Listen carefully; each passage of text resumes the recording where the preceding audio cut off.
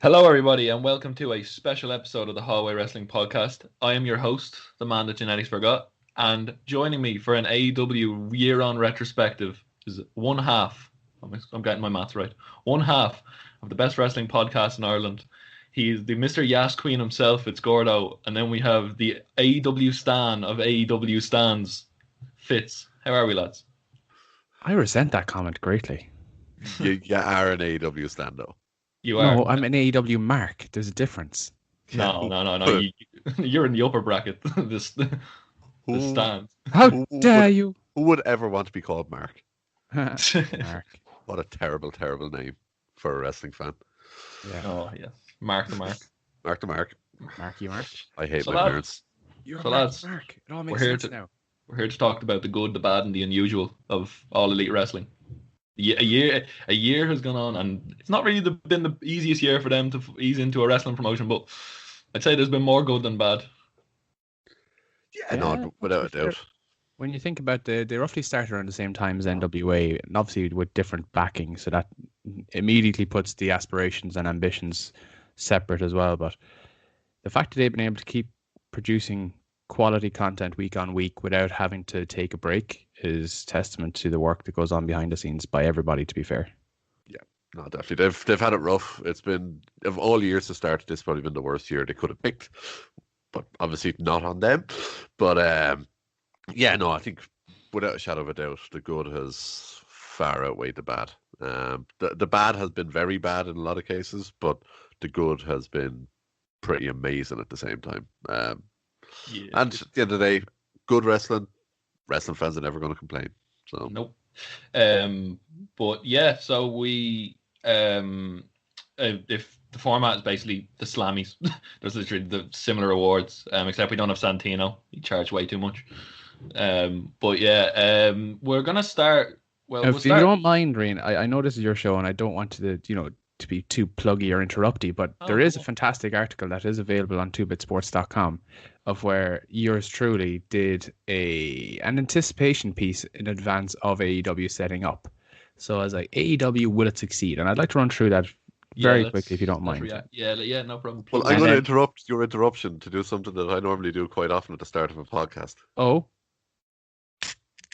Oh, please indulge. I am going to indulge. I don't care what time of day it is. If I'm on a podcast, I have to have a can.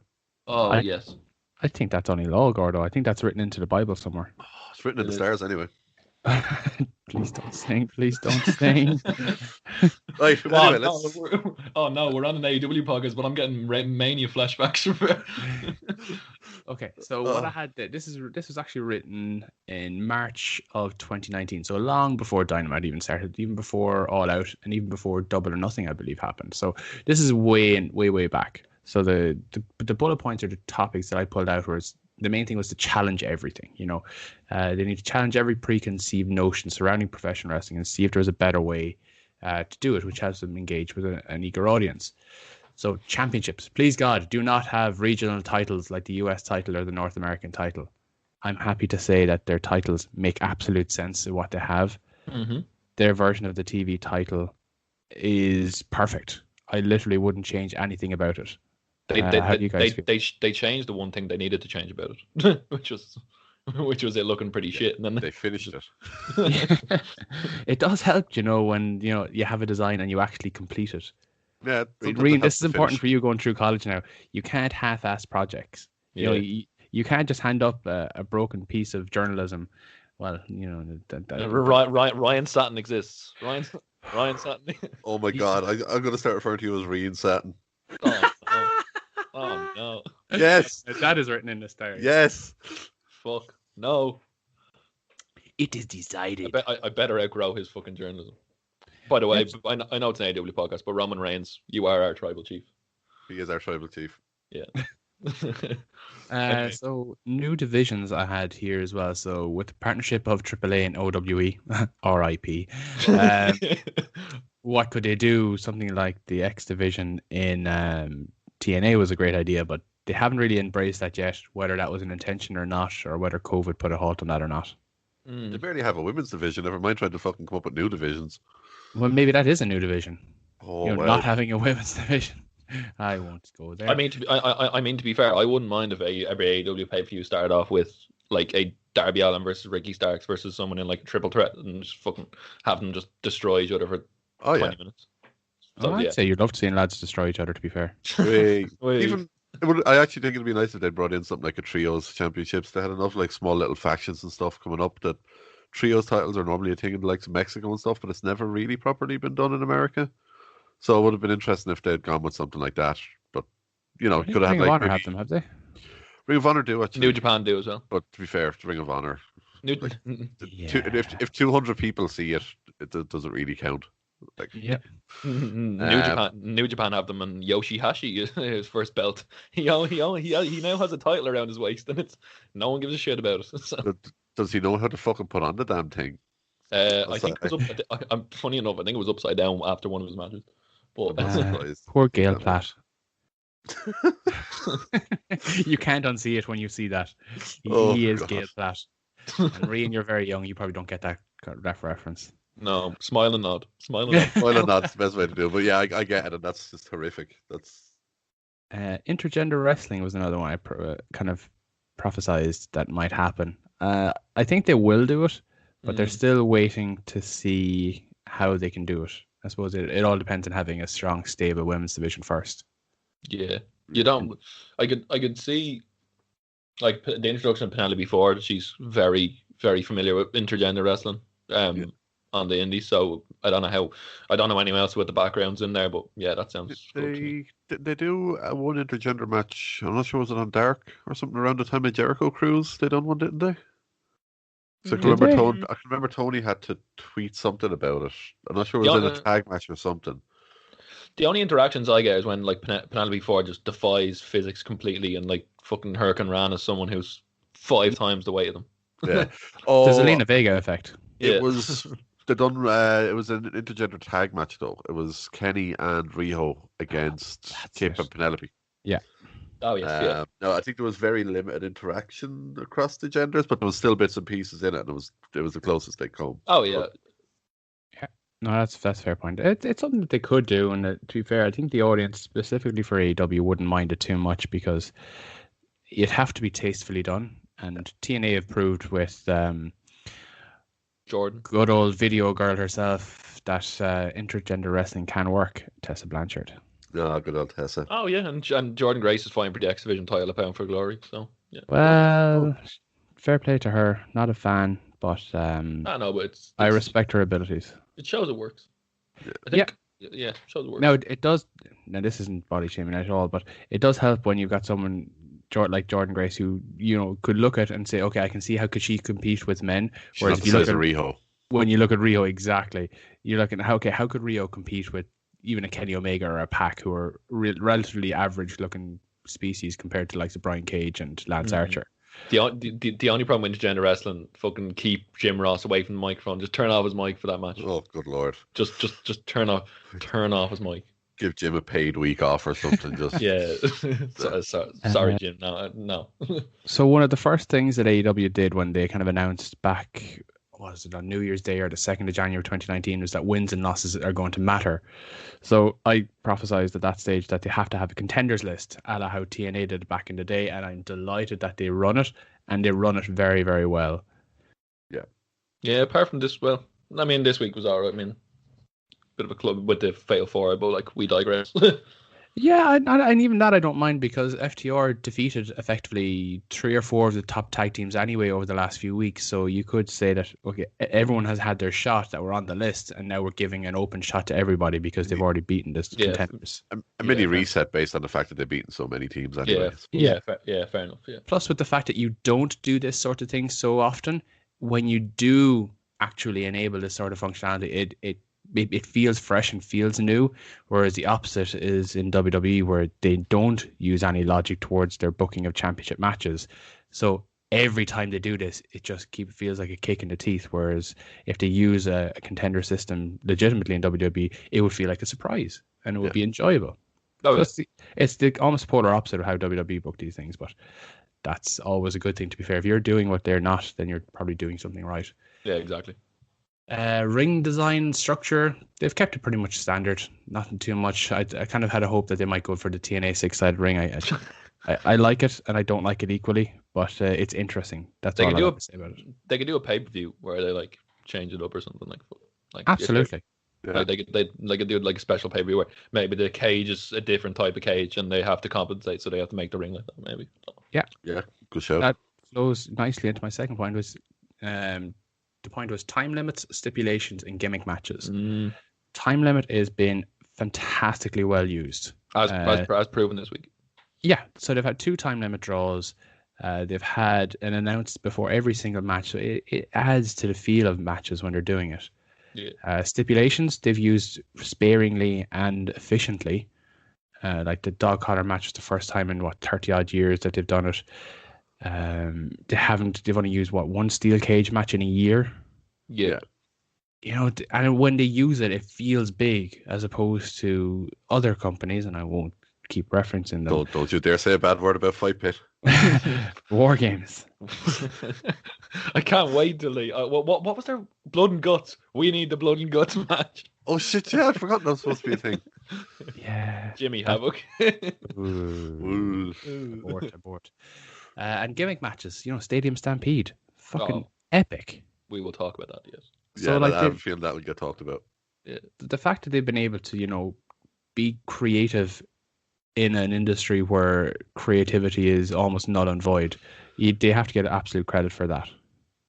Yeah, Right. I love the like the Moxley. There's been a few matches where like weapons have been used where you're like, why is this being used? But that happens a lot. The belt shot to Rick Knox being blinded by the belt shot this week was just strange. It was just horrible. But you get those moments sometimes when the ref's not used to. The refs have also had to adapt because Rick Knox was purely an indie ref, so he's had to kind of adapt to being a kind of his bumps mattering or his bumps meaning something. So. Yeah. And Rian, I swear to God, if you're looking at my script, fair play to you, because that was my next point: referee involvement and match rules.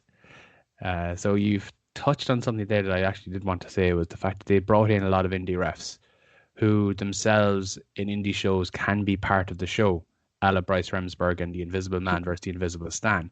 Oh, yes. Legitimately one of the best matches you'll ever see in your entire life for all the wrong reasons. But it was brilliant and I love it. But you've had Aubrey Edwards, who has been receiving, I suppose, criticism and acclaim in equal parts for her performances so far. She's been fantastic in terms of being an actual in-match referee. I don't think she's kind of botched anything or missed anything or anything to that effect. But similarly, people have been criticizing her because she's been too involved, or people think that she's been trying to steal the attention from the performers in the ring. How do you find that one?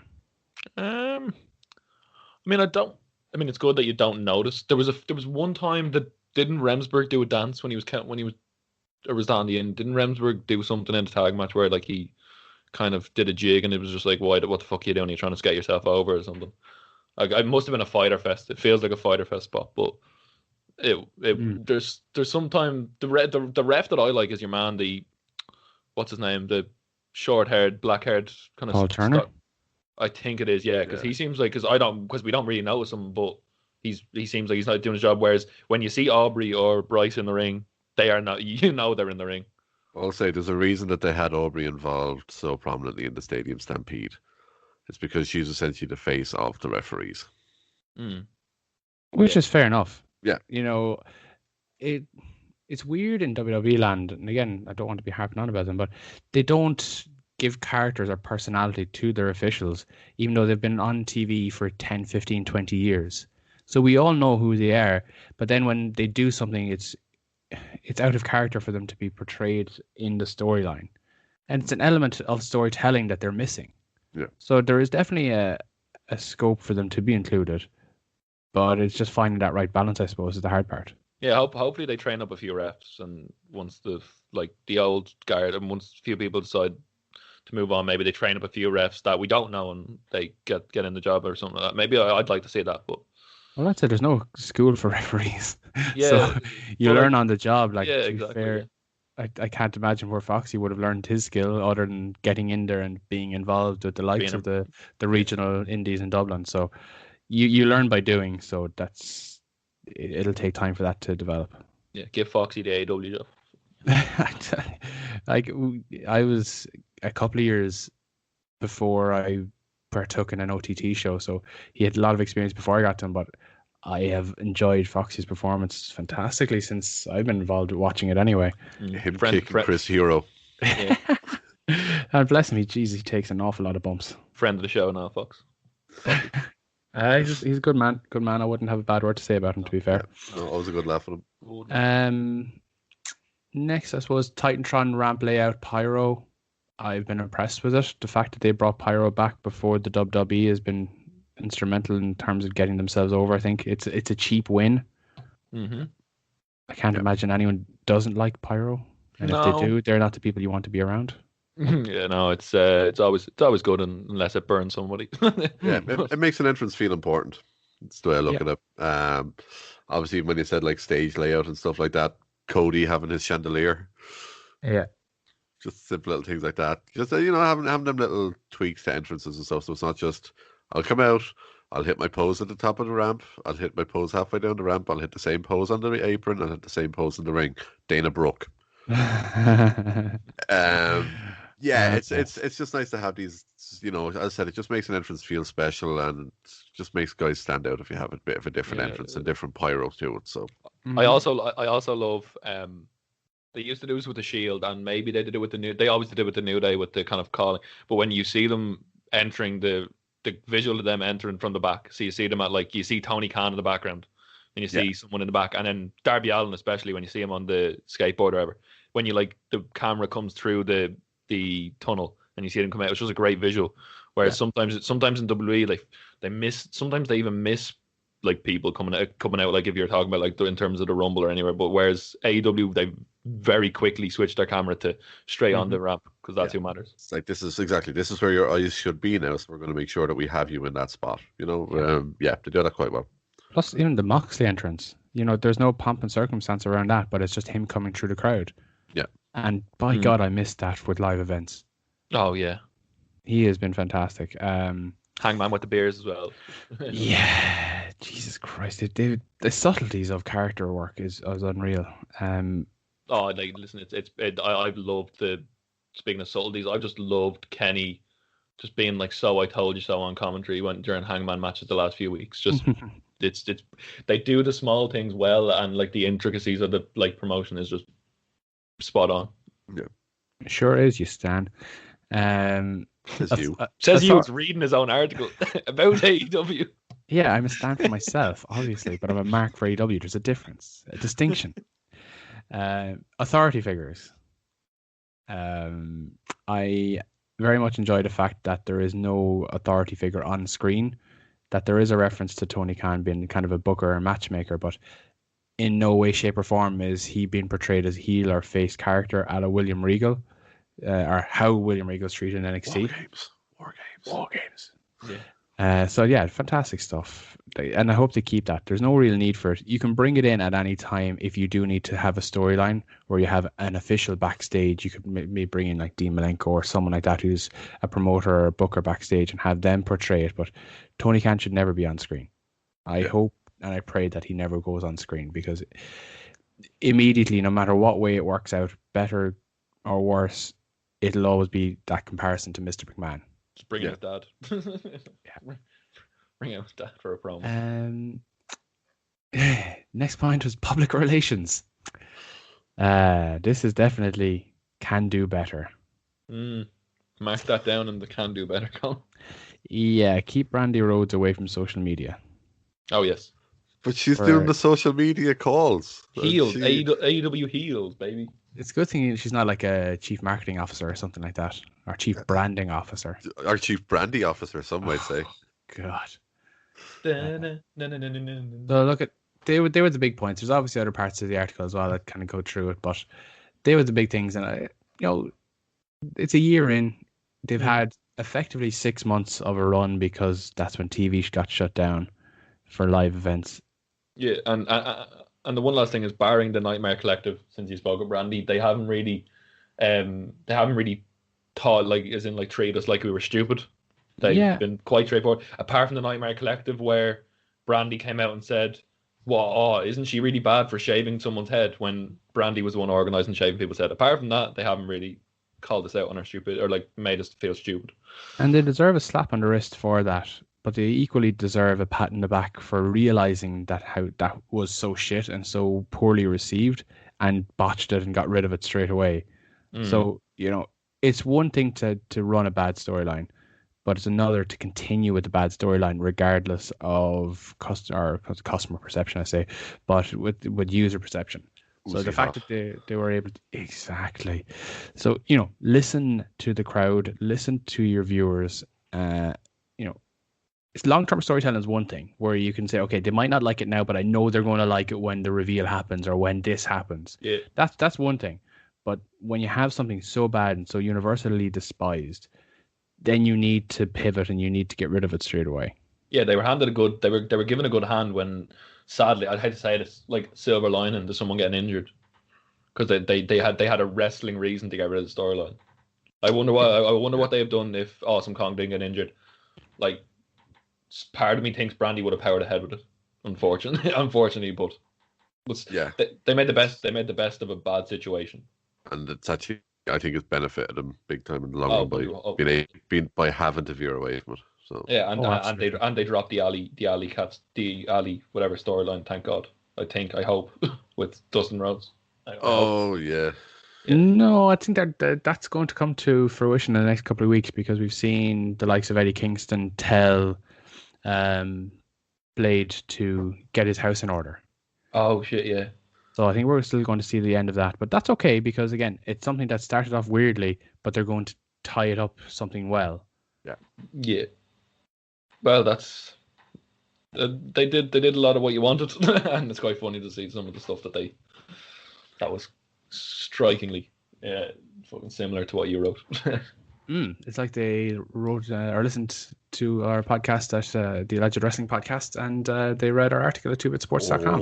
Yeah, we will plug that because the live podcasts are the funnest hour and a half you'll have on a Saturday evening. Crack open a beer. It's on Discord.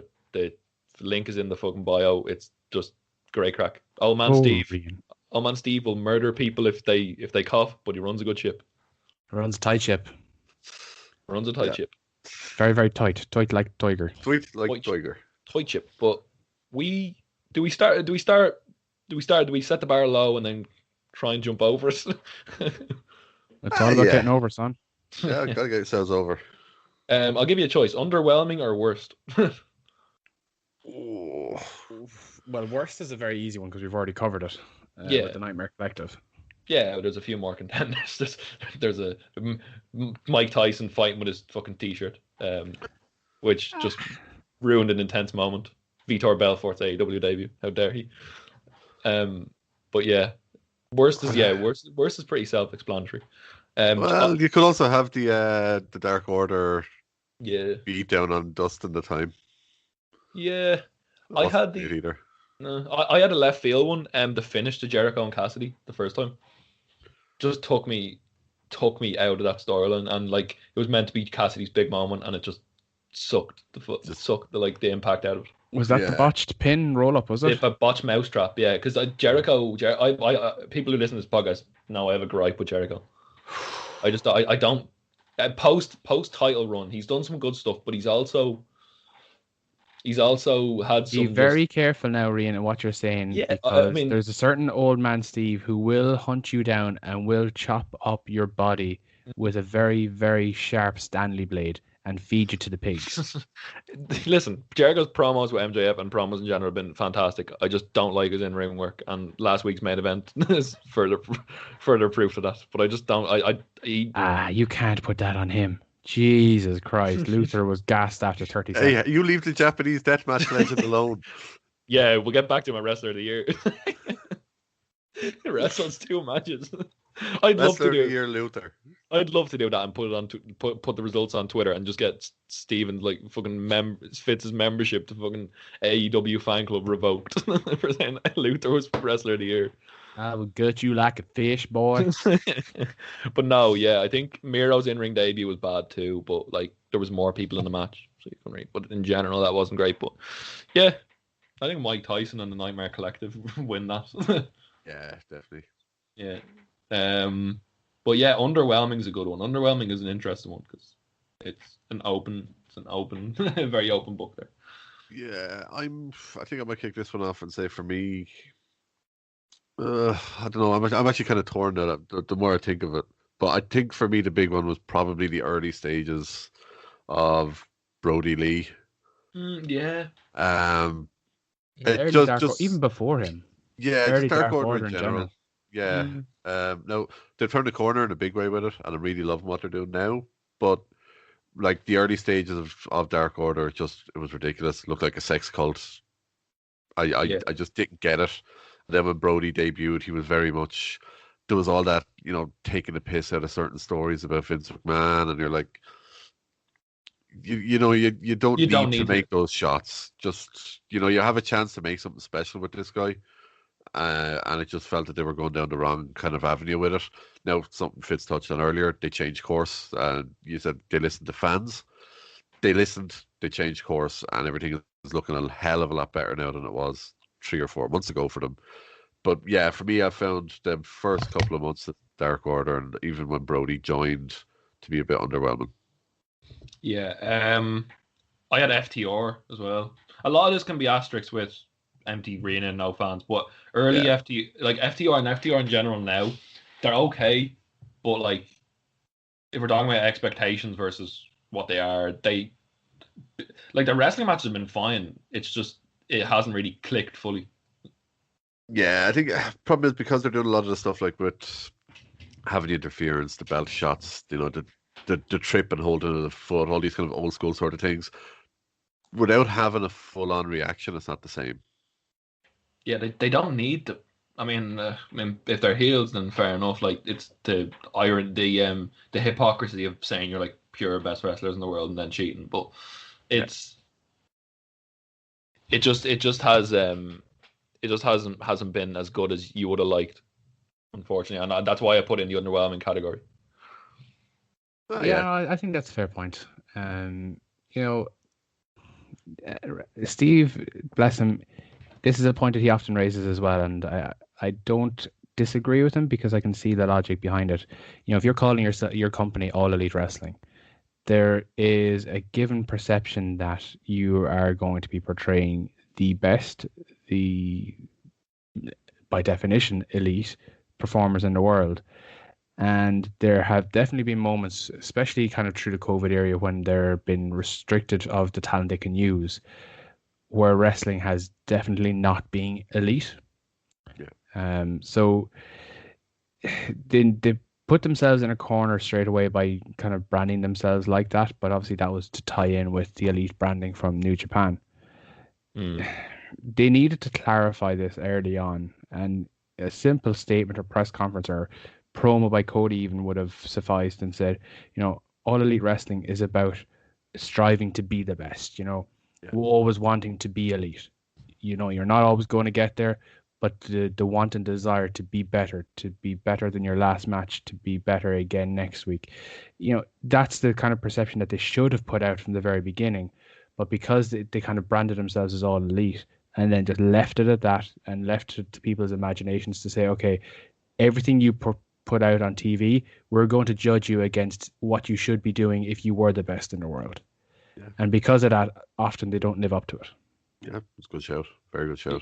It is a very good shout. I did have one quick second thought actually for underwhelming, and it's not a moment, but just overall underwhelming. The handling of Santana and Ortiz. Yeah, we'll get on to best. We'll get on to debuts later, but they came out with like the presidential mask, and you're like, this is fucking cool. This has potential. We were there for that, weren't we, Fitz? Yes, sir. That has potential. Like, and you think about all the dream matches. I know you can't do all your storylines in one, but like they are so good. And if you've seen them in TNA or Impact or whatever, like they were the best thing about Impact for a good year and a half. A good year and a half, 2 years, like by a country mile. Mm-hmm. Yeah, them and the Lucha Bros were the sole reason why Impact's tag division was just main event and every time.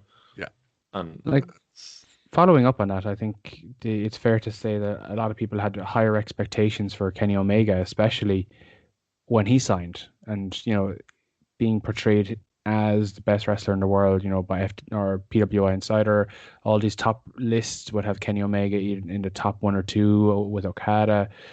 After his trilogy of matches, or I think he had 4 in the end, but his 7.5 star match, all this sort of stuff, get the expectation Kenny Omega was going to be the guy in the company. He wasn't even involved in the first title match. He hasn't, I don't believe, even had a title match yet. He passed out to Pac, which was a crazy moment, which was a cool moment. And fair enough, like, you don't want to. I'd say that was a reaction to the thing was like, oh, you're just going to book yourselves in all these matches and stuff like that. Maybe that was just a slight overreaction, maybe. Yeah, they overcompensated too much the opposite direction, basically. Yeah. And this is something we touched about when we were kind of preempting of how AEW would perform on our own podcast. We expected, that they're going to push themselves because they were the big names of the company at that time, and they had to kind of get the star power over initially, and then bring everyone along with them. And I think you're both right there. They kind of went too far the opposite direction. So they tried to put everyone else over more than actually showing and showcasing their own talents. Yeah. Now, Cody is probably the exception to that rule insofar as that he's been probably the most vocal of the Elite on television in terms of his own personality, his promos, even his matches have been higher profile, with the exception of maybe the Hangman Omega versus Young Bucks tag match, which is fine. Like I was expecting that to a degree as well, but I think we're finally a year on now, getting to the point of where all of these people are going to be the top people. So you have the Young Bucks kind of turning back now to where they're that tweener healer kind of tag team in New Japan, where they just kind of don't give a fuck about the rules. They don't want to play nice. Okay, they're going to sell t-shirts regardless anyway. They're merch freaks. But they've been too nice before. They've lost to the likes of Private Party in the opening tag tournament. I like to see them with a bit of an edge. Tony Schiavone deserves, kick in the face every once in a while to keep himself honest, especially for wearing one studded earring. Wear 2 if you're going to wear any. He is the 4-year-old version. Exactly. But then you've got Kenny Omega. I think he's the biggest one. I think rightfully so. He's getting a lot of, not criticism is probably a bit harsh, but getting questioned a lot for the fact that he hasn't been more over or been more prominent in a singles capacity. If we're now getting to see the cleaner Kenny Omega, and if he has a run now where he's going to be the top guy or challenging for the belt, then I am all in for it, pun intended. Yeah, hook it to my veins. Yeah. But it's the cleaner. There was a lot of stuff that was being said that I spoke to a lot of people who, there's a guy, Mark Buckledy, who reviews New Japan for one of their websites, and he was saying that in his opinion, he doesn't think Cleaner Omega would work on a weekly TV if they're not careful. So I wonder how they're going to approach it, because they can't do it the exact same as Japan, because I'm just interested to see how they approach the cleaner gimmick on a week-to-week base, on a week-to-week TV. Cool vignettes like Pac would be cool. Did you say how he wasn't going to be able to get over? I haven't gone into that. I actually might have. I'd love to have him on just to talk about in terms of the people who are in New Japan and who are in AEW now, and how they should be booked, or what the pros and cons are. But from just I think the Pac vignettes with Kenny Omega could be cool. Get the leather jacket back, get the sunglasses back, or do something like that, because you don't need to have him in a match every week. True. So yeah, but we get on to we're gonna go up a few rungs on the ladder to funny moments of the year. It's probably a good time to have pick us up with funny moments of the year. I'm gonna go with one that was off TV, but it was on an ad break in the first ever Dynamite, because they put it up for free. They put it up for free a few weeks ago, and I watched it, and I just remembered that first show was very, very entertaining for something that wasn't so established. Who threw a wiener in the ring? 100%. It was the funniest thing one of the funniest things I've ever seen. It was brilliant. Oh yeah, I'd forgotten about that one. For me, as soon as we say funniest moments and AEW, the first thing that pops into my head has to be Sammy and the golf cart. Sammy in the cart all day for me. And the horse. And the horse. Just Oh, the throw it. horse. Lump it. Lump Sammy Guevara in there in general. Sammy Guevara is like, he was the MVP of Lockdown AEW up until an incident that him tried to sing Jericho's music and not know the words. Oh, it was just so good. I'm gonna get a charger and I'll let you guys talk about your funny moments. But Sammy Guevara was the MVP for like 4 months for me. Yeah, funny moment. I'm trying to think of them. You know, there's been different moments, I suppose. Like I know I'm kind of going by recency bias here a little bit, but like, you know, the Sue moments, you know, Trent's mom, some of them popped me great. Even just the Young Bucks watching TV at a ridiculous angle popped me great. Anything with John Silver on the TV, Rian will be in agreement with anyway. He's been just quality on BTE alone. He's like Rian said, to be fair, and I wouldn't say it to his face because I don't want to give him a big head, but he's absolutely right. BTE has been fantastic for the last 6 weeks because of John Silver's introduction to the show. I did not think that he would ever get to that level of being so pivotal to a fucking YouTube series. Yeah. Especially when he started out as a jobber on like the initial lockdown days of BT when the Young Bucks were having tag matches in the basketball court. I'd forgotten about the basketball court stuff. Yeah, so like you look at him coming from there to here, it's like, whoa, complete transformation. Yeah, he's been big. What else is there? Just in general, some of the spots in the Stadium Stampede, like the Stadium Stampede and some of the other more cinematic stuff they've done. Like obviously we mentioned the horse, the 100-yard Northern Lights suplexes. Me back. Got me big time. What else was there? Did we talk about MJF and just Jericho? Anything involving them is just Jericho in general. I mean, a little bit of the bubbly. Yeah, a little bit of the bubbly was. We had our Christmas party for work there last year, and there was obviously myself, Nikki, and 3 or 4 other wrestling fans, and there was a little bit of a prosecco reception beforehand. So of course, anytime any of us got a glass of it and came back to the table, it was like, "Oh, you got a little bit of bubbly." Yeah, it got more and more slurred as the night went on. I watched an interview with Jericho a few weeks ago. That the story behind that was it was the 5th take of the kind of walking backstage because they didn't like like what he was doing when he was walking backstage with the title. So it was purely out of frustration that he just started spouting, like going off on his own, and it's created a brand where there's another batch of his probably shit champagne coming to like markets. It's if the production is that quick, it's probably terrible, but the branding will make it just sell thousands of bottles, and they already have. I looked into getting it last year and it didn't ship to Ireland. It's the only reason I didn't get it. Yeah, same with Stone Cold IPA. I was actually looking to try that because I've heard that that's actually might be half decent. But no, yeah, Jericho has just been fantastic. Orange Cassidy as well. I think he's been a revelation. Oh yeah, 100%. We're lucky enough to have seen him in OTT, which was fantastic. Wasn't it Be Cool he had? Was there something else involved with the match? The Be Cool's entrance was pretty cool, but that's free on YouTube, by the way. If people want to watch that, like that's a free match on YouTube, which is a steal. To be honest, so, and to be fair, even Jericho's handling of Orange Cassidy, because you know the criticism of Orange Cassidy all along from wrestling purists was, what the fuck is this guy doing? What's his deal? Why am I supposed to like him? He looks like a clown. He's kind of an anti-wrestler to a degree. Pockets. Yeah, and Jericho got him over. You know, you can criticize Jericho for many things, and I won't say he's been absolutely perfect, you know, but let's be realistic. He's a 50-year-old man. Yeah, fair enough. he got Orange Cassidy over with like a half an hour on commentary.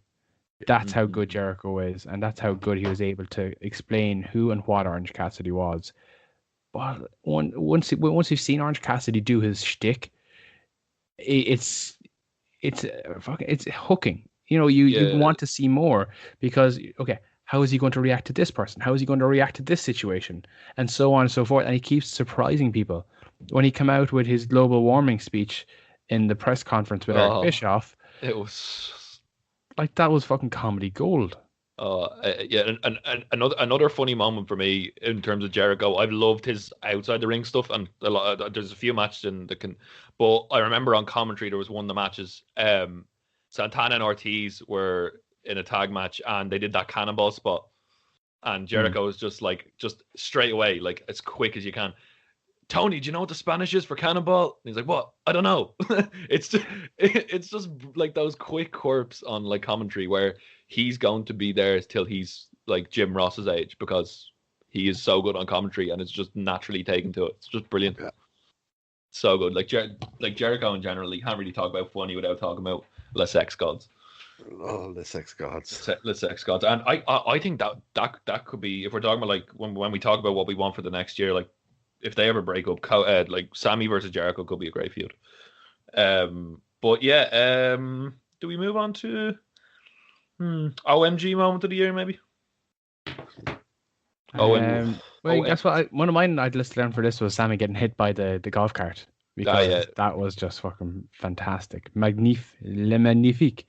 Yeah. But MJF lashing Cody. Yeah, that was rough. That in a good way. But that's what I mean. It's one of those things that you don't expect to see, you don't like watching, but by God, you just cannot look away. Yeah. It's the best. One of the best moments was the 4 and 5, one after the other double whip was just like that was horrible. Was just horrible because he got them. Everyone was clean because if that was one take, it like. As someone who I'm assuming MJF isn't experienced in whipping people with a belt, but he didn't botch any of the whips. They all hit straight on his back. Yeah, they all hit flush. They were all good shots. But yeah, that was rough watching. Yeah, and speaking of Cody, the moonsault off the cage was, and then the promo afterwards, which I don't know was on TV, but that was probably like that was just. In general, an OMG moment, and Wardlow was good in ring as well, which was Wardlow was impressive, man. That man is money. I think he's winning that tournament. I think Omega and Hangman are costing each other, and he's going to win that shout. That'd be a big shout. I'm gonna for me, I was trying to think of OMG moments for a while. So I was trying to do all this off the top of my head. I didn't go back looking over stuff or anything. I was trying to think what just stands out. For me, OMG moment is Brody squashing Cody and the aftermath of that. Obviously, they brought out the likes of Dustin and QT onto the stage. Anna Jay choking out Brandy. Just that whole spectacle of that last 15-20 minutes of that show was powerful. Smashing him over the head with the bag and of the bits of the old belt. Yeah, that was massive. That was huge. He didn't get one punch in. Yeah. You always see with like these squash men, like maybe a little fire up, but no, he didn't get one. You were waiting for him because you're like, oh, this is Cody. You're like, oh, Cody's gonna book himself to like have a fiery comeback. You're waiting for it, and it just never came. Another one was I know a lot of things will overlap, but Moxley putting Omega through the glass, brilliant. Was fantastic. Was fantastic because then you went around to. No, it was putting him through the glass. The match was sorry. And then the throw, and then when Full Gear came around and Moxley had to crawl through the glass that he put Omega through the table with to get to the bottom rope. That's another OMG moment. Moxley pulling his body through broken shards of glass to get out of a sharpshooter was outstanding. That match in general had so many OMG moments. Moxley almost choking to death, and then a trampoline full of barbed wire. Which is oh my God, trampoline. it doesn't bounce. One that I'd put up there definitely is, and it's not even a kind of a wrestling match moment, but it was Cody's undeniable speech. Going from undesirable to undeniable, like that. That legitimately is a career-defining moment and promo that he had. I would genuinely put that up there. I'm just trying to think of other kind of marquee speeches or promos, but it's really up there. When you look back at wrestling 10, 20 years in the future, that's going to be one of the moments that stands out. Yeah.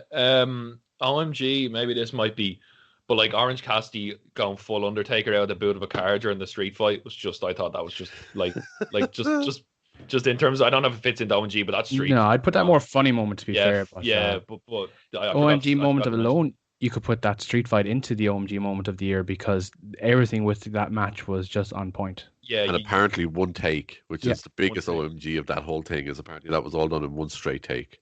Yeah, that's incredible. Yeah, you should not be able to dead eye someone on the back of a truck like fucking Trent Beretta did to Ortiz. Like, you should not be able to put someone's neck in that position. No. That was a cracker. That was a cracking match as well. One of the best, if not the best. The best parking lot brawl without a doubt, and easily one of the best street fights I've ever seen. Yeah, and I can't think of something better. Yeah, and then MJF turned on Cody because we thought again they're going to drag it out, but then it was coming, but it was still an OMG moment because of the emotion they put behind it, which is great. Yeah. But yeah, I think we'll do our first kind of wrestler base, like our first like wrestler of the year category, which is tag team of the year. Which is an interesting debate.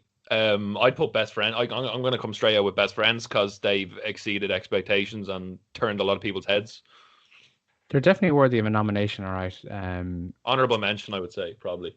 Yeah, like to be fair, that this is going to sound a bit harsh, but they definitely have a ceiling. You know, and I say that with the greatest of respect. That they're two very talented performers, but they're never realistically going to steal the show compared to the other tag teams that are in that division. Yeah. You know, I'm gonna slap myself for saying this, but they're a good hand. You know, that sort of saying. I know I'm that Cornet over there. Oh, I'm down that route. But that's the kind of the way I'd go. I 100% agree with Rian that they've exceeded expectations this year. That street fight parking lot brawl was fantastic. Legitimately one of the best matches of the year across any promotion, across any division, across any stipulation. No questions asked. But when you look at the likes of Omega and Page and the matches they've had this year, FTR coming in and having the performance that they've had, SCU being the first tag team champions, Scorpio Sky being one of the most exciting people in that promotion. And that's just to mention three. And we haven't even mentioned the Young Bucks, Lucha Bros, Santana and Ortiz. So like, they pride themselves on having the best tag team division. I say hell yes, and I say give me more of it. Not necessarily 5 matches a week on Dynamite, but give me more. Yeah, and not fuck off right back. Yeah. Can I interest you in a chaos project? In a project of chaos. Oh God, no!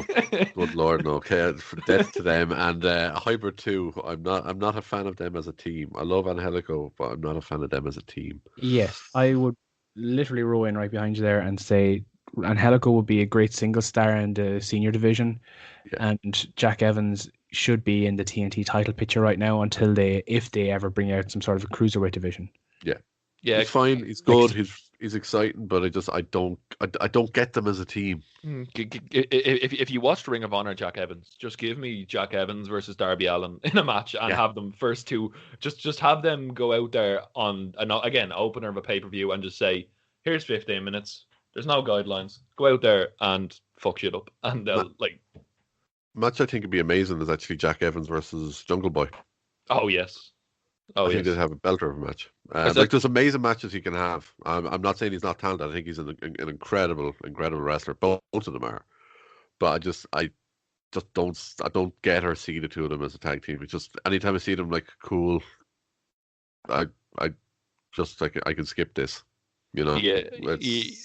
This is a weird one because it's hard to look past Hangman and Omega in terms of tag team of the year, in terms of match after match being amazing, and in terms we can include the intricacies of tag team wrestling, which is friction in the team or whatever, in tag team of the year, and obviously they're not a tag team anymore, but we'll get Omega out to just get the trophy, and then Hangman can attack him if we're doing the slamming like that. There will be. I think it has to be them. I still think the FTR are still in a shout at it, and they only joined in the COVID world, and they still are only scratching the surface of what they can actually do. But I still think for me, they added so much to an already strong division because they're so different to everything else that I would have them. I'd still have them a very close second behind Hangman and Kenny for me, just because they are so different, and it's making me so much more excited for what the next year for that division could be. Oh yeah, 100%. So that's why to me they'd be a close second, despite being very limited in what they've actually done so far as well. If you get me. Yeah, yeah. So yeah, Hangman and Omega, I think is pretty. It wasn't easy, but like FTR made it more difficult. Certainly, if FTR didn't arrive, then it was a clear. But Clear, what about Kip and Miro? I mean, to be fair, in terms of teams that I didn't think that I didn't think that were going to be terrible. Like they've exceeded expectations in terms of who was it? Joey Janela and Sonny Kiss have put on some decent matches in terms of like they haven't been. They're not my least favorite tag team. And it's a terrible compliment, but there is potential for them in terms of more potential than a lot of the other tag teams. But we move. Best debut that's not Matt Sydal. Japanese deathmatch legend Luther. With his socks. Or the revival, or FTR showing up in a truck. Remember when they had all the truck entrances? Oh, we forgot about Sue for OMG. Sue. OMG Sue. The Sue Award. The Sue Award for best OMG moment of the year. You better fucking sell for Sue. Fall down for Sue. I'm trying to think best debut. I'd go a combination between Brody Lee and Matt Hardy, both on the one show. Yeah. I thought they handled both of those extremely well, all things considered, a la COVID era. I need to call it technicality, since this is All Elite Wrestling in terms of the TV show that we're talking about. Mm-hmm. And the best bit of camera work this year in wrestling was Omega going for his suplex in the main event of the first show, and Moxley showing up behind him. That has to be a debut because it was a TV debut, and it was and it was the best bit of camera work that Kevin Dunn could wish he fucking had. That was amazing. That was incredible. Yeah, but he didn't debut on. It's a technicality, but we're talking about TV. That was like one of the best moments of the year. Full stop. Yeah. For me, if I was thinking straight up debuts, I loved the Santana and Ortiz one. Yep. In a big way. Again, obviously, bit of bias because we were there for it, but just the atmosphere that was there for that was insane. It was really well done. It was after a killer match as well. Did you think it was them?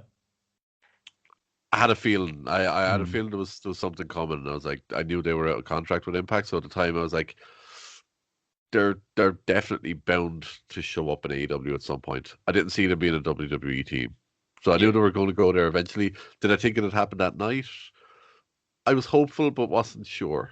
Yeah. So when as soon as someone jumped them, I was like, it has to be. Yeah. And yeah, I was delighted when it was. It was, yeah, for me, it was just, I said, the moment of following such a good match,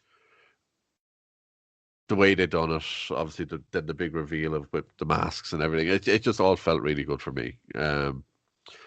Orange Cassidy just showing up and jump it was fun. It was fun, and it was and it was at the expense of the Dark Order. It was fun. Yeah, what else there? Cage, yeah, Cage was good. Pay-per-view. Pay-per-view. Yeah. Starks and Eddie, in terms of in-ring and putting themselves on the map, they both went out there and grabbed that contract for themselves. Eddie going from one of the best promos of the year in NWA, like that brought a lot of people who watched it to tears, just talking about Homicide in NWA, and then going and having an 8-minute match with Cody, and like on paper, Cody versus Eddie in an 8-minute match, if you told someone that, they'd be like, nah, you're all right. But it was fucking class. And then Ricky Starks is just the shit. Yeah. If we want to just quickly touch back on Eddie Kingston, for me, a testament of how good he is if you look at what happened just this week. He cut that whole promo after attacking Mox after the main event and everything this week, potentially setting up a match for in a couple of weeks at the next pay-per-view. But in doing so, he's after managing to do something that I normally hate when WWE do it, which is I'm now looking forward to them rerunning a match that we only saw like less than a month ago. We only saw him against Mox a few weeks ago because obviously everything happened with Archer getting the COVID. They had to kind of change things up a bit. They went with the Kingston match. They're now potentially doing that again in only a couple of weeks' time. But I don't mind that they're doing it because he was able to get me interested just Yeah, with what he done this week, which is a testament to how good he is for me. yeah. Eddie's attention to detail is the best thing because number one, the way he on promo this week he said, "This is my best friend and Phoenix or whatever." The intricacies building up to Phoenix versus Pentagon, which is just gonna be like, oh, I can't wait for Phoenix versus Pentagon in a few in like it's gonna be flippy shit and owie shit. But yeah, and then like his how can someone's laugh be so maniacal yet so endearing? It's his laugh every time, like in the middle of a promo, he throws one of them in, and you just know that he's like a maniac inside because he's just like seething with himself. Yeah. For like wins and losses matter. Eddie Kingston is proof that people should get angry when they lose, and Eddie is fuming, and it's brilliant. So yeah, but in terms of the straight up debut, it was an amazing match. Yeah, and definitely. So throw those in there. But if we settle on, I mean, for my number one, I'm going to throw Moxley in there. I'm going to take the technical. My vote is for cheater. My vote is for Moxley because it's the best bit of camera work I've seen ever. One of you got Fitz. I'd go Brody Lee, Matt Hardy. To be honest with you, if we're sticking to the rules, which Rian obviously doesn't do, he's a bad boy. Then it's got to be them. It's got to be Kane. Yeah. No, Matt Hardy probably edges it just because, again, the camera work probably did it well. That was bonkers. The trippy fucking hologram changeover movements. Everything, yeah, and Jericho sold it as well. So, yeah, I'd probably give it to Matt Hardy. I would love to have seen how these would have gone had they been able to do them in front of a live crowd. And the same could be said for FTR. Obviously, you know, it's very unfortunate that in the first year when they're trying to establish themselves as a big player in the field, that having these big names debut with no fans sucks for them. And hopefully when they get back to normality and big live crowds, that when they do have something to showcase, that they can do it with a lot more fanfare and pomp and applause. Definitely. Yeah. I think that leads us on to like Breakout Star, maybe. I think we'll go Breakout Star for this one, which have a lot. And the common thread with these Breakout Stars is every single one of them I could see with the AEW title around their waist. All like in 5 years' time. Their future is so... AEW are set for the next 10, 15 years. Yeah, well, I think we can get to the Breakout Star here in a minute. But first I want to talk about the surefire, bona fide, 100% definite breakout stars of the podcasting world in 2021. And that's going to be the Alleged Wrestling Podcast, available on all your favorite podcasting apps. Oh my god, that is an app. I as a shill myself, I just clap. Clap. Sorry, I had to do it. Sorry, I had to be a dick and do that. Jericho, eat your heart out. Yeah. Look, for me, there's two people when you look at breakout stars in AEW so far. Technically, we could split this out and we could actually touch back on breakout stars for next year when we come to that later on. But for me, breakout stars so far, it's a toss-up between Darby and Orange Cassidy. I think I'd probably give it to Orange Cassidy because it's a character that I always thought would be very hard to get over on TV. I thought he'd work very well on indie shows and has obviously worked very well on indie shows. But I didn't know how to translate to TV, and he's managed to do such a great job with it that I'd have to give it to him. The addition of the layers to his character were very important. It was if he hadn't have had that serious side or that like talking side, people would have been like, "Oh yeah, he's just an indie star that does the same thing over and over again." Where like even now they after he has this rematch that Cody was talking about, maybe take him off TV for a while to kind of preserve that goodness, that orange goodness. But him being serious at times, you don't know which one's going to show up now, is brilliant. Yeah, it's just brilliant. I have honorable mentions and like potentials. Like Will Hobbs just seems like money. That's fine. I think you could classify. I think Gordo was right there. You can classify his as the breakout star of the previous 12 months, and then the breakout star you think is going to break out in the next 12 months. Because that's where I'm kind of torn as well, because I have Ricky Starks down on my list here, but he hasn't really broken out just yet. Yeah, you can see the fire is burning there, but when that fire breaks out, it's going to be red hot. Yeah. So I'm gonna put him into category for future breakout star, and I roll in behind Gordon and say Orange Cassidy definitely. MJF as well, because when you think about it, at the start of Dynamite, MJF, like Orange Cassidy, was an unknown entity. No one really knew him or what to expect. Obviously, he had his run in MLW. A lot of the US fans who would have been watching that product would have known about him. Some indie shows would have known about him as well. Obviously, he appeared in OTT and he got a very warm reception. But the other one I was going to say is Hikaru Shida, who, to be fair, I was shouting her praises before Dynamite even started.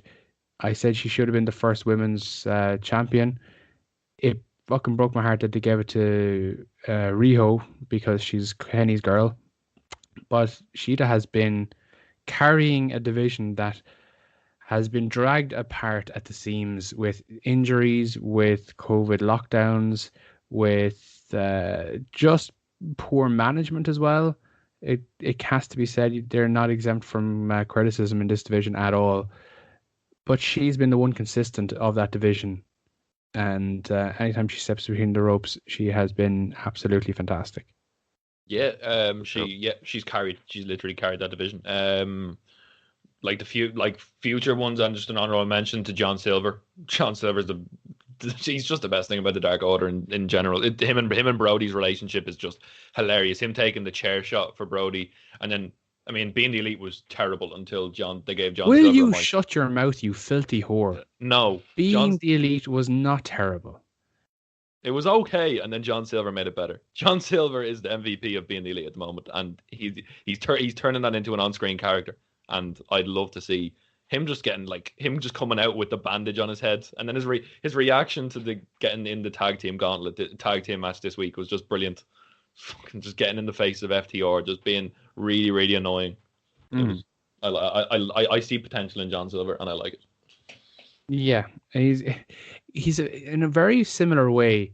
Him and John Reynolds are similar to Otis and Tucker, if you think about it, because Silver has bucket loads of charisma, a la how Otis does, whereas John Reynolds is a very much a straight cut character like Tucker is, and that's why both of those work very well, because you need someone a little bit on the bland side to really bounce off to exemplify how wacky and creative and charismatic someone is. Yeah, Steve Blackman. Yeah, exactly. Montez Ford and Angelo Dawkins. Same thing. You need chalk and cheese. You need that sort of element. Booker T and Goldust. Yeah, wow, he's weird. He's like, you need someone to like bounce off and just really like annoy, and then like when the split does, like they have a lot of tag teams in that little faction there, but John Silver could easily be if booked right, could be a mid-card champion within the next 3 years, because he should be. Yeah, absolutely. Like, to be fair, he's probably hamstrung to a degree based on size. And I don't like saying that because it really can pigeonhole certain people. He has the personality to get himself over no matter what he's doing. But TNT title, I think definitely within a year. Could you imagine the run he could have being that champion and taking the absolute piss out of people via the Dark Order? Yeah, I'd love if they did a Brody, like, Brody's gonna want the TNT title back or something. I'd love I'm not a booker, so I don't know how to go into the intricacies of this, but if they were in a match like a number one contenders match, and somehow this has been done before, John Silver accidentally won the number one contendership, where like Brody was planning on like everyone helping him get the title back, and John Silver just accidentally, whether it be a battle royal or he gets super kicked and knocked out into a pin, just accidentally wins the number one contendership, and Brody's rage just going off the like. You could absolutely do that. I think that's probably a good idea because it kind of keeps that comedic factor within Dark Order alive. But what I kind of like is almost like a prophecy for gold for the Dark Order. So the Brody Lee he's done now his kind of shtick with the TNT title, so he's going to move on eventually and go for the main title. You have an abundance of tag teams potentially within that group. Obviously, Evil Uno and Stu Grayson is the lead tag team, and they've been fantastic as well. Evil Uno has really come on in the last year. So if you're talking about most improved star, I know we haven't mentioned it, but I think Evil Uno is probably a shoe-in for that. And then you've got John Silver could be the kind of the mid-card comedy champion. So you could literally have a prophecy for gold for all of Dark Order, even with Anna Jay potentially going for the women's championship. That's something that they should kind of build into a storyline, a la how Undisputed Era did it in NXT. Yeah, and Five can go fuck himself, because that's just a brilliant running joke as well. Wow. The running joke of just everyone hating him as well is just brilliant. Just because he's got beautiful blonde, luscious hair. It's brilliant. But yeah, I think Anna Jay is fantastic. Well, talking about in terms of breakout, she is fantastic in every way. Big fan of that career. Big fan. Similar to Scarlett Bordeaux's career. Great career. Their careers, I see them going places. But yeah, do we want? I'll give you a choice. Do we want? I think we'll leave it. I think feud of the year is probably time to talk about feuds and which ones we liked. I'll throw my 3 out there. Was Jericho Moxley. Just, there's not much need to be said about that. It was kind of the first proper big title feud that they've had. Cody MJF spoke for itself, and then Omega Pac, which we probably didn't really get to the end of. So that's something that's hell, yeah. And again, because now kind of Kenny's kind of tweening and turning heel, and Pac always was that edge. I don't know how they're going to kind of work that together, or maybe they just leave it for a few years. Again, I'm okay with that. Yeah. But those three feuds really stood out to me. There's probably other ones that I'm missing. So, what do you guys think? I'm just going to throw out an honorable mention for Darby and Ricky, if we can call that a feud. I just want to throw that. I mean, where it's going now and if it's going to be overbooked, but as of right now, when we're recording this, the 17th of October, honorable mention for Darby and Ricky Starks. Yeah. For me, the Cody MJF, I think, is probably the standout one. I do want to give mention, though, just to the overall larger picture of the whole Elite versus Inner Circle, which obviously gave us the fantastic Stadium Stampede, was supposed to be giving us the Blood and Guts, aka War Games. War Games. But yeah, just I think that whole overall thing of just I love a good faction feud. So that little feud they had was pretty good. But yeah, I think for me the big one was it has to be Cody MJF. Just it felt big. It just felt important. Everything that Cody has done has felt important, but that whole feud was fantastic. Yeah, they're not fighting for the belt anymore. And all that was great. Jericho and Orange Cassidy is like something that probably just went out. Was when it was good, it was good. Maybe it's an honorable mention. There was a bit of it wasn't quite as perfect and intricate as maybe the others, but I think if this had crowd reaction, if this had a full crowd reaction in arenas and stuff like that, I think it'd get a lot more love. Yeah, but I think because a lot of it was hinged on comedy, not having the crowd reaction and not having that interaction with fans and stuff, I think kind of hurt it a bit. But was still amazing. But it just, I think, might have hampered it slightly.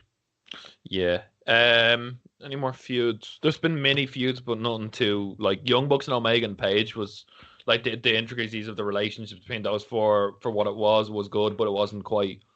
I wouldn't say it wasn't really it was a program, but it was more of a program than a long-term feud. Yeah. Yeah. Best friends against Santana. We lost the Rian. You still there? I am still here. Oh, yeah. I just for a second. Stop touching yourself. Best friends versus Santana and Ortiz, another special mention. But I'd say Cody and Jericho, or Cody and MJF probably are the top two. Yeah. Definitely. Match of the year, or have I missed any categories before we go into match and wrestler of the year? Does anyone have anything else? No, I think they're the last two really. I think I probably kick us off with match of the year. I'm going to give an honorable mention actually to and I know it's more of a pay-per-view one, but Shida versus Thunder Rosa. For me was pretty impressive. If we're looking at just on TV, the half an hour Iron Man between Kenny and Pac. That is my number one. Gotta be. So good. Yeah, and again, if we were wanting to bring in pay-per-view ones, Stadium Stampede is number one for me. But yeah, if we're looking just from a TV perspective, that Pac Omega match was fantastic. Yeah. I don't know if you guys had this in like an honorable. I don't know if you guys remembered this one for the honorable mentions, but Phoenix versus Nick Jackson. Yeah. Yeah. Yeah. On my list. Yeah. Yeah. 100%. I thought that was just. I think it might have been the New Year's Day episode. It was indeed. It was. Yeah. And it was just there was like they must sleep. They must go to bed with fucking ring ropes in there, like in there when they're because they literally are in like synergy with the ropes, and it's crazy. We've seen Phoenix live, and seeing him do that shit with the ropes is just like crazy, ridiculous. Singles feud coming soon. It's gonna be great.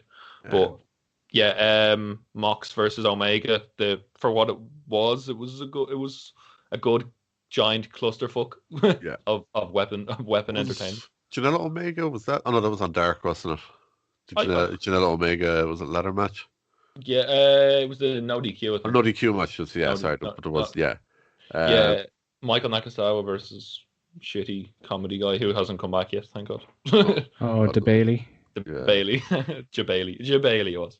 But Phoenix Nick and the I said the Pac Omega for me are the two standouts. The other ones I kind of picked up, and again I was eliminating pay-per-view matches because I was kind of looking more so kind of what they did on live TV and Dynamite. Oh yeah. Jericho Jungle Boy, 10-minute draw. Yeah. You know, that did wonders for Jungle Boy Jack Jungle Boy Jack Jungle Boy Jack Jungle Jim Jack, man. Griff Garrison Jr. Kenny Omega and Hangman Page taking the titles off SCU on the cruise. Yeah. Another fantastic match, especially with the fact that they booked it and had it all happen on a cruise, because that was fucking epic. Cody and Wardlow. Oh, that needs a lot of love. Yeah. For Wardlow's first match on live TV, and for it to deliver and for it to be as almost perfect as you could have wished for from a steel cage match. And the fact that they didn't even see the steel cage until that day, because they didn't realize how tall it was going to be. And Cody was like, "Oh shit, guess I'm not going to do that jump." Thing. Oh yeah, I'm still doing it. Another shout out then. Women's match, they don't get enough love sometimes. Nyla Rose defeating Neo to get the title. I thought that match was absolutely class as well. Yeah, that was. Did Nyla and Sheeta have a match on Dynamite that was good as well as the pay-per-view match, or am I thinking of the one that Fitz has just mentioned there? I think they all... Actually, if we're looking at women's matches, Thunder Rosa against... what's her name? Serena. Oh, Serena, yeah. Very good. One of the best women's matches I've seen in the last year. So... Yeah, what else? What did I have? I had a few pay-per-view matches that I just remember that can't be on there. Actually, Cody and Sammy had a match on either the first or second episode. First. It was the very first match. Yeah. It was the first match. I thought that was actually I knew it was early, but I thought that was very strong. Best Friends versus Santana and Ortiz doesn't need any introduction. It was just a very, very, very good match, and as Gordon said, one take. It's very hard to. I mean, there's probably a lot of hidden gems that we're not talking about, but it's hard to go back through all the cage match. I didn't use cage match for this, because it's bitten me in the ass before. But yeah, there's been some in terms of Darby versus Ricky. Could easily say. Yeah. Shout out to Hobbs versus Cage as well from last week. I know it's recency bias, but big meaty men slapping meat. Yes, Biggie. Yes. Gordo does love watching meaty men slapping their meat. Well, it's like slapping me own. There's a difference. Well, Hey-o. Anything else? Is there I think we've emptied the list of that one, have we? I think Pac Omega wins. Straight up. Yeah, 100%. I would fight anyone on the street who disagrees with me on that. Yeah. Yeah, that was about it, I think. And then Wrestler of the Year. I think we should start off with John Boy, because Mr. Moxley is a weird one where you see a lot of hate for John Moxley and people like that say they don't get him or they don't like him. I don't get it. I really don't get I don't get the hate for John Moxley that you see quite frequently. It seems like often quite like heavily. Someone needs to point me in a good reason why people don't like him. I kind of get it. I don't agree with it, But again, you don't have to agree with someone just to understand where they're coming from. Yeah. He doesn't necessarily kind of stand out for any one particular aspect of his technical ability or his personality or his character. Nothing is immediately obvious or standoutish insofar as you look at Kenny Omega, for example, and the fact that he's able to go 90 miles an hour in a ring for 75 minutes. That's his thing. He's overselling, or as Cornette would say, his jazz hands. These are all attributes that you can say, okay, that's why Kenny Omega is at the level he is, because he can do all these things. He can do his Terminator tope. He can do his one move that has been protected better than any other move in possibly the history of the business. You can see all those things, and you can see his natural charisma coming through the screen. You look at Moxley, and he's been a bit tarnished, well, a lot tarnished by his run in WWE and, Crazy Dean or Wacky Dean. And that has turned a lot of people off him, because that's all they can see when they hear John Moxley or they see him on screen, is that, oh, he's the wacky guy who likes to do crazy things, or his hazmat mask and he's taking his shots, and, ooh, this stadium stinks. There must be loads of dog poo in here. All these things that the WWE did to that character has bastardized him to a very large degree. But if you were not a fan of WWE and you had not been watching that product all along, and all you've seen of Moxley is his run in New Japan Pro Wrestling, which he has been excellent. I would put it nothing short of excellent. And then his run in AEW, you would absolutely be a fan. I don't think anyone who is not aware of Dean Ambrose and has only seen John Moxley within the last 12 months cannot like him. If they don't like him from that, then they don't like professional wrestling. His but when you mentioned New Japan, we have the potential to see him versus Kenta once COVID is over, and I cannot wait to see that. For that US belt, he still has the belt, everybody. But yeah, that could be amazing. But yeah, I just love the intricacies of the character. There's more depth than people are like, oh, he's just Stone Cold Light. He's nowhere. There's no. I just nowhere near it. He doesn't come out and beer. His promo on Dynamite last week, I want to say, where he's sitting in the bar, and he has the shot in front of him. That did more to get his character over than pretty much anything in the last 8 months. Yeah. Little things of you don't need a big flashy production crew behind you. You don't need a lot of moving parts. Sometimes you just need a guy sitting on a bar stool and telling you why you should like him. I will say my one, it's not a criticism of him necessarily. I like Mox. I think he was the right person to be holding the title for a good chunk of this year, because I think he brings names to it. He has certain name recognition from his time in WWE, whether that's a good thing or a bad thing. My one issue is I just feel that with the COVID world, the title run is feeling very stale. I'm reaching a point where over the last 2 or 3 defenses, even though he's supposed to be the face and all of it, I'm wanting him to drop the title, which feels weird. You are, because you're seeing the same match over and over for him, and that's the problem. Something needs to change up in that main card title picture at the moment. I was on legit hoping and nearly praying that he was going to drop the title this week, because I thought, first anniversary show, they might want to do something big, especially when no other title changed hands. I was like, shit, they might actually do this. It's going to be weird if they go tonight without doing it. Apparently they didn't, but and they've set up another. Fuck off! It was 72 hours ago. So obviously they decided, no, we're going to leave the title on him, and more power to him. I said he's a good champ, but I just think that for me, I want that. I kind of want the title run to change, because it's just gotten a bit stale, and it's not on him. It's not necessarily on the company. It's just on the circumstances and everything coming together at once. That I kind of just think that. And you absolutely could kind of point towards the booking and say, has it helped or hindered?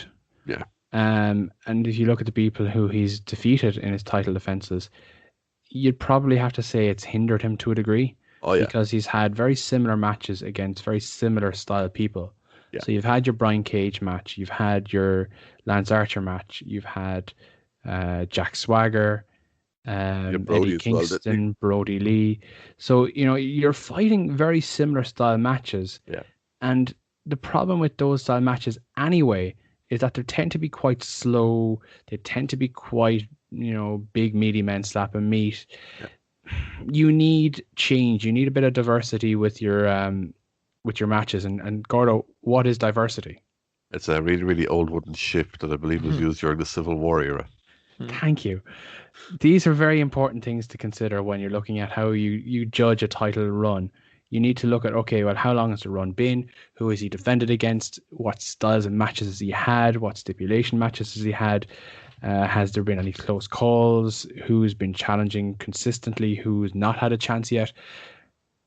He needs something new. He needs something fresh. He needs something that he hasn't had already. Yeah. Mox versus Kingston's best friend, please. Yeah. I was just about to say before we move on from Mox, I don't think Kingston's going to win the belt. And if you're talking about a change of pace, Pentagon beating Moxley for the belt is something that I wouldn't mind, because then we could try. If we're talking about pitches for next year, a heel Pentagon versus a face Phoenix in a title feud, just speaking of Dean Ambrose, give me a needle and hook in my veins. Yeah. I don't think I'd ever like to see that match per se, but I do like the fact that Penta with the belt would be great. Yeah. I like when you have factions that go their own way and do their own thing, but they still stay together. And I think Penta and Phoenix together doing different things but still staying on the same page. Yes, please. Mm-hmm. Even if it was a face versus face, brother versus brother, I wouldn't mind it as much. I just don't necessarily see who the better man is kind of a feud, which I don't think is done often enough in those sort of scenarios. I think that'd be nice, and it'd be something different, and it'd be something that WWE would never really properly do. Where they actually managed to leave them both be face. So if they were to do it that way, I'd be all for it. But it does look like they're going the road of the split, which I don't know if I'd be for. Yeah. So Moxley was a contender, but I don't think he's our wrestler of the year. Cody was just Cody. Say what you want about Cody, he has been the most improved wrestler in the last 12. Well, exponentially, fucking from a bin bag and a fucking goal paint to jumping off cages and cutting promos like his dad. It's been crazy to think that Cody could be the big star in a company, but and he's deserved it. There's no he's the owner, that's why he's there. He's streets ahead of anyone on the mic, and he can wrestle, which is something we didn't really think he could to the level he has. I'd probably disagree with you to a degree there. I don't think he's been an overnight sensation since AEW has happened. Yeah. I'd say he was at that level before it with his run in Ring of Honor and New Japan. But obviously to a mainstream American audience who would not necessarily watch these things, I can understand that would be the perception. That, he's the last thing they saw of him in WWE was him as Stardust and kind of going out with a whimper. And all of a sudden now he's the guy on the competition. I can get that point, but from being a wrestling fan who's seen him develop across different promotions and platforms before AEW began, he was always going to be this guy. We knew how good of a speaker he was. We knew how good a performer he was. Now the question probably would be asked is, could he live up to his own hype? And I think the absolute answer here is absolutely. He really has delivered. I'm still not quite sure why they put in that stipulation of him losing to Jericho, that he's not allowed to ever go for the main title again. I know they did that to draw up the impact of that match at that time, which fair enough, use what you have. It felt like a very WWE move at that time to, let's throw in the stipulation and let's worry about it later kind of a thing. But they need to book themselves out of that hole again, because there's no way Cody goes on for the rest of his career in AEW and not challenge for that title. Yeah, they can't do it, leave the company, because that's not believable. Because I was thinking Goldust, the whatever they were called, the Rhodes brothers versus the Shield. They can't do that. Well, what could they do? I mean, he has to win some sort of contest or stipulation to get the right to challenge back. But it needs to be very hard fought. He really needs to go through the ringer to get this right back. Because it can't be a case of, if you beat Phoenix next week, you get a shot at Penta. Casino ladder match. He's been, or whatever that ladder match thing was, where that Cage won the time. He'll win that next year. Or you have him run, if we're going to revisit, so you have him running in a faction gauntlet in one night. Do do a Kofi Kingston thing. It just needs to be momentous. It needs to be big. It needs to feel big. It needs to feel like he's earned the right to challenge again. Being the number one contender by winning more matches than anyone else will not suffice logically for him to be able to challenge for this title because of his own stipulation that he put in with Jericho last year. I think dedicating a full second hour to a Cody running the gauntlet against all of Inner Circle or all of Eddie's boys or whatever, depending on who has the belt, sounds good to me. But I'm not a book. I'm not sure if that would. Even if they brought in like a King of the Ring tournament, like I know they're doing it now technically for kind of the number one contendership, but he has to win the tournament and he has to make it crystal clear that at the beginning, before anything ever happens, he's like, I want to be part of this tournament and everyone else needs to be okay with me being in this tournament. And if I win it, that's the only way I'm ever going to be allowed to compete again. So that means that he has maybe 4 or 5 matches in this tournament. Every single match, his potential future is on the line. So each match becomes increasingly more important each time he goes into the ring. And he picks up an injury along the way. Exactly. You book it so that someone tries to screw him out of it, that he overcomes the odds, referee screws him, all these sorts of things. And ultimately, by the time that feud ends or that tournament ends, it can be a weekly thing, it could be a bi-weekly thing. You are glued to the screen for that final match. When he's in that ring, he could be up against Jericho. The referee could be Sammy Guevara. The timekeeper could be Jake Hager. It could be a no disqualification match. Have literally everything stacked up against him. That's what's going to get people to watch that match. That's what's going to get people to tune in. That's what's going to get people to pay for that pay-per-view. Yeah. If we are, MJF is amazing as well, but I don't think he still has a lot of weight. He's up there. But if we're talking about full package, and we're not talking about Jim Ross's cock in his fucking photos. Whoa. Jesus. What? We're not talking about Jim. What the fuck is this? Amateur out here, like, Jesus Christ. How do you say that? Yeah. Get us cancelled. Flaunting his junk. It's gotta be Jericho. It's not Kane, it's gotta be Jericho. I as much as it pains me because I'm not the biggest Jericho fan. In the ring, we're talking full package, funny, serious. Stop talking about full packages, Rian. It's very disturbing. Funny, serious, and matches. Jericho is the man.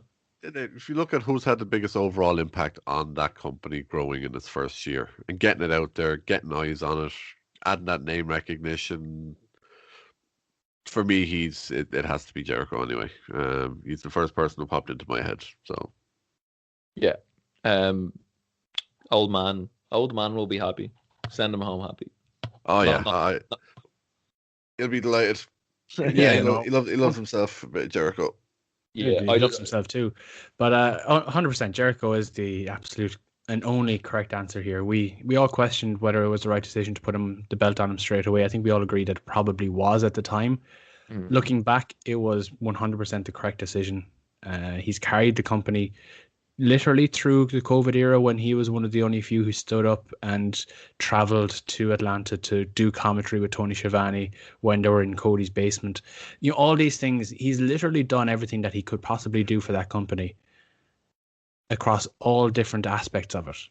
Yeah. Whether he was the one to step in and say, okay, the Nightmare Collective was shit, let's can it, or stepping in to settle disputes backstage between creative.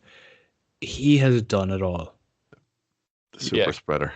Because they I don't know who it was that they offered to him for the inner circle was originally meant to be called Fist, which would have been just funny because 5 fingers and a fist. And then the promo that he cut when he said inner circle just clicked naturally. Then they were like, who do you want as your lackey? And he was like, Jericho being the veteran that he has been, like, I don't want the lackey who was smaller than me. Give me. And then Jake Hager through his MMA connections, who for what, like, he's not great in the ring, but it's just great when he's just standing there and it's like Jericho's so smug because he knows if someone confronts him, he's got like a legit MMA guy who will like beat the shit out of whoever like oppose him. It's just perfect. And him and Sammy have so like just there's so much. I feel sorry for Santana and Ortiz in this situation, but like Sammy and Jericho, like there's so many different directions they could go in terms of feuds within the inner circle or being with each other. It's just definitely. and bring back that show where they do the what was it called, the Inner Circle Friends Time, the Zoom calls. The Bubbly Bunch. Bubbly Bunch. Bring back They the Bubbly are Bunch. great. Bring back the Bubbly Bunch. But yeah, Jericho is just in general and commentary as well. Wrestler is not just someone who's fighting; it's someone who can cut a promo, it's someone who can do something backstage. Because unfortunately, we're all marks and we all know what goes on backstage, so it's got to be involved. So yeah, Jericho's won quite easily. No disrespect, but Jericho's won quite easily. But yeah, I think that brings us to the end of our. I think to be fair, we haven't shared the love enough for Hangman Page on this podcast, though. Okay, let's go.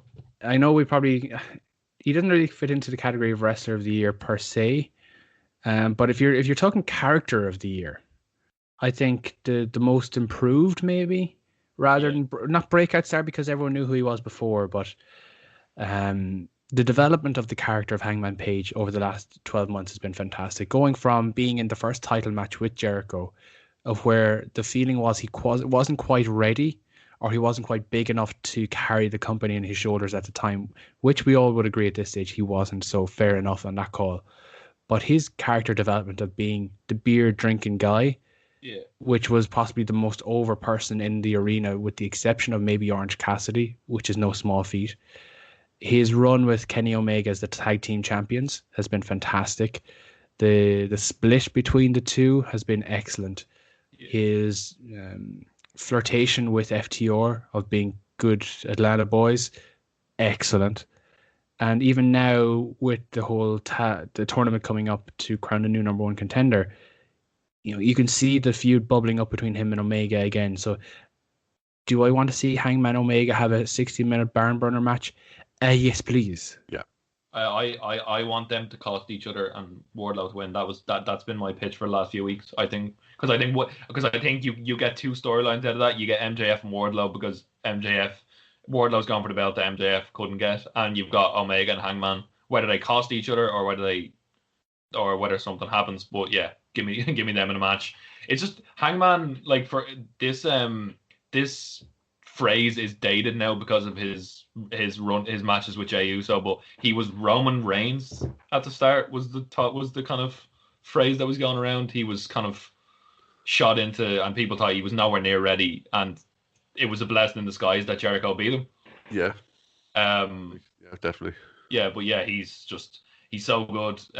Whiskey and milk. Whiskey and milk. That was another good moment. That was another great moment. The bar fight, which just ticked off every box of your standard Italian mafia movie bar fight. A lot of love for Hangman. He's had a great year.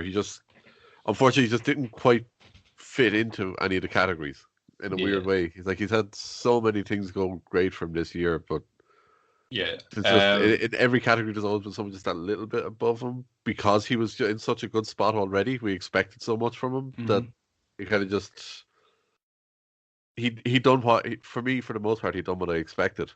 Despite adding a hell of a lot of layers to his character and everything, I expected him to have a strong year anyway. So looking forward to seeing what to do with him for the next year as well. Like, if you're looking at it, like I said, if you're looking at it for next year, okay, who do we think from October 2020 until October 2021, who's going to really step up? Who's going to be the guy who's going to be the breakout star? Hangman is really going to be the guy. Like, he's still very young. He's still in his mid to late 20s. Ridiculously young.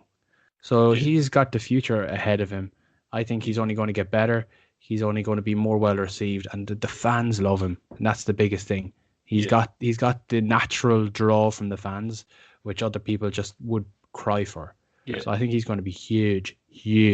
Yeah, you speak of the future, and Steve has just put in the Discord chat, which you guys should definitely join, that the show is starting in about 20 minutes. So to wrap it up nicely in a nice little bow, if you can indulge me, guys, if I get enough money next year to get you on again, because you're very expensive,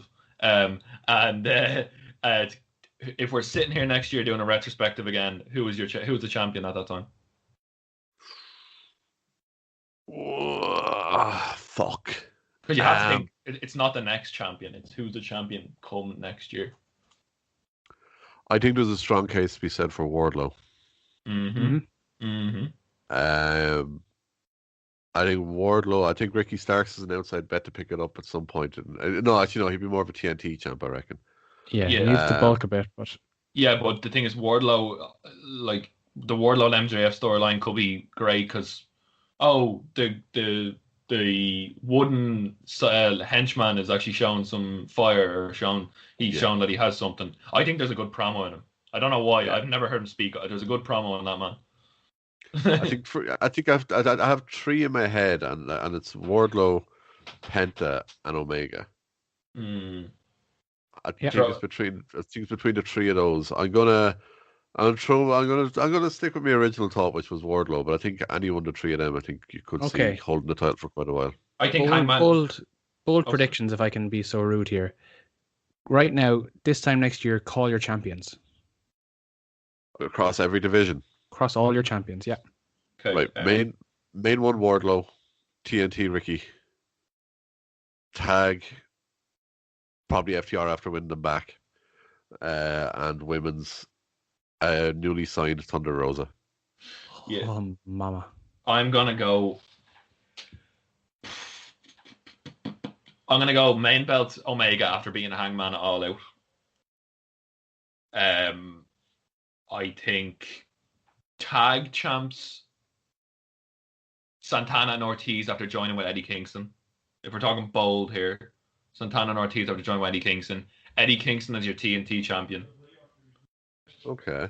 And your women's division, I can't disagree with Thunder Rosa. She's like Street's head, and not Lisa, because she will just. Oh no, not even Lisa. No, so yeah, I can't disagree with Thunder Rosa. You said bald Fitz. I gotta go with.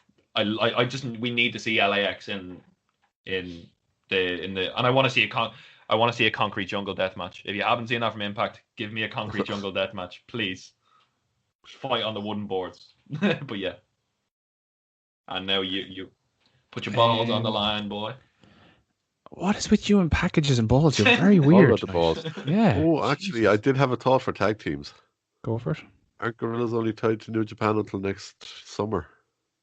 Do I want to see Gorilla? Ain't nobody realer than Gorilla. Give me Gorillas FTR, please. It's a bold strategy, Cotton.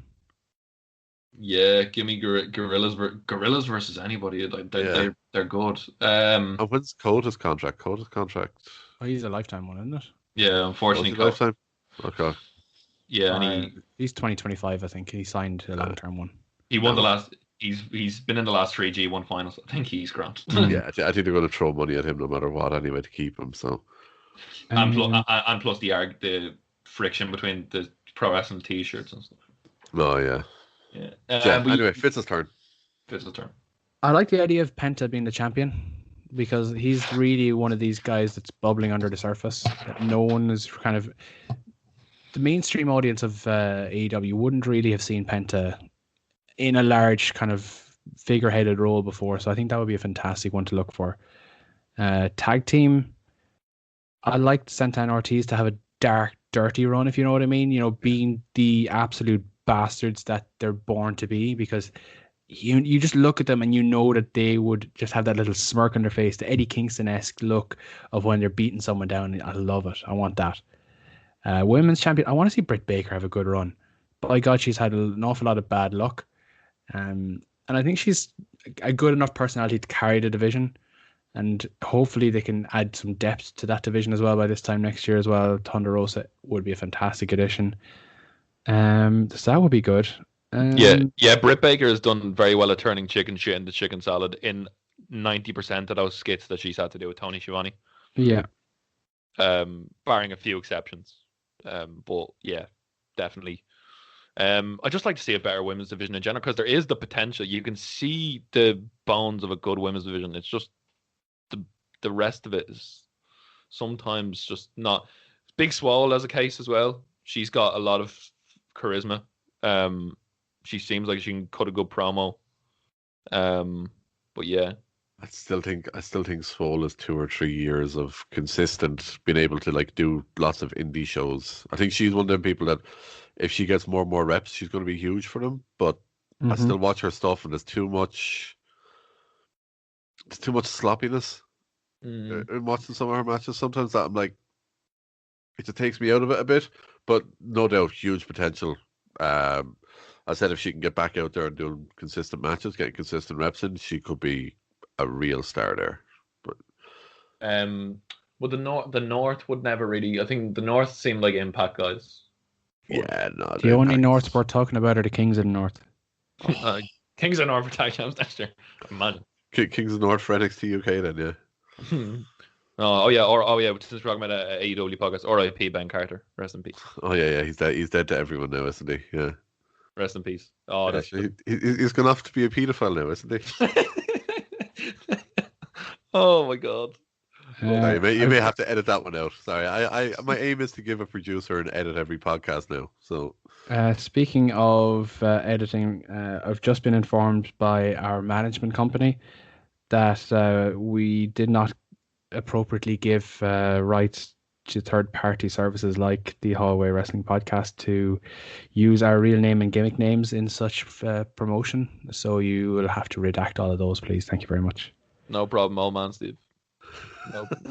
No problem. I will send you a chicken meal in a can. Chicken meal in a can? Yeah. Oh, yeah. Oh, no, chicken. Oh, good lord. We're sounding very American now. Oh, that chicken in a can is horrible. The burger in a can as well. Jesus, that's. I did not know that was a thing. I wish I didn't know that was a thing.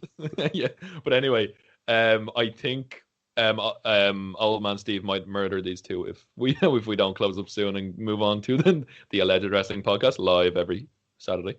But yeah, lads, you've already done it, but you can plug away, plug as many as plugs as plug all the plugs in. Get yourself an extension lead. Someone's letting me do plugs. I won't go into my full usual shtick when it comes to plugs. But yeah, look, if you do want to get more of myself and Fitz, along with Old Man Steve, and of course Nicolaj, you can get us. It's pronounced Nicolaj. Yeah, I believe I'm saying it right. I'm saying Nicolaj. No. Nicolaj. Nicolaj. Yes, Nicolaj. Okay. So yeah, you can get us if you search on all your favorite podcast apps for the Alleged Wrestling Podcast. You can get us on Twitter. It's at 2-Bit Wrestling. You can also find us on Twitch. We're doing a bit of streaming of a couple of games at the moment. It's just look for Alleged Wrestling Podcast on there as well. If you want to join us every week, as Rian said, we go live every Saturday around about 6 o'clock-ish Irish time. But if you go on our Twitter account, we have a link to our Discord. You can come join us, join in the fun. We get shit-faced and talk shit for an hour and a half or 2 hours a week. So yeah. The greatest ever naming of a wrestling podcast was the word alleged. It opens so many. It opens so many doors. Say whatever the hell we want. It's great. It opens out so many doors. But yeah, honestly, go and find those boys because they are the best at what they do. So go and check that out. As far as we go, you can find us obviously at the Hallway Wrestling Podcast on Spotify and SoundCloud, and you can find us on most podcast platforms at Project Dits. We have a lot of content coming out soon, some takeover throwbacks. We have merch. It's hilarious. You can get my face on a baby girl. It's frightening. Yeah, tpublic.com/Hallway Wrestling Podcast. And we have our first ever affiliate. So superkicks.com. If you go and check them out, they're a new and up and coming wrestling clothing store, and it's just general clothing. Like you won't get people won't get creeped out when they see you on the street. It's very good. It's very nice.